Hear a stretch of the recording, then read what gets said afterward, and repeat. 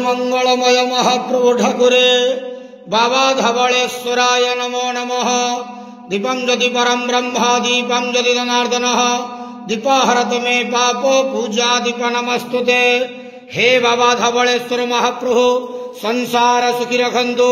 आज शुभ मंगलवार रे समस्त श्रद्धालु भक्त मानकर मंगल करंतु। समस्त श्रद्धालु भक्त मानक आश्रीपद करंतु। समस्त श्रद्धालु भक्त मानकर मनस्कामना पूर्ण करंतु। कर्म क्षेत्र उन्नति करंतु। ग्रह रिष्ट खंडन करंतु। जगतर मंगल करंतु। विश्वर कल्याण करंतु। आपणकर नाम प्रकाश करंतु। सेवकर डाक श्रवण करंतु।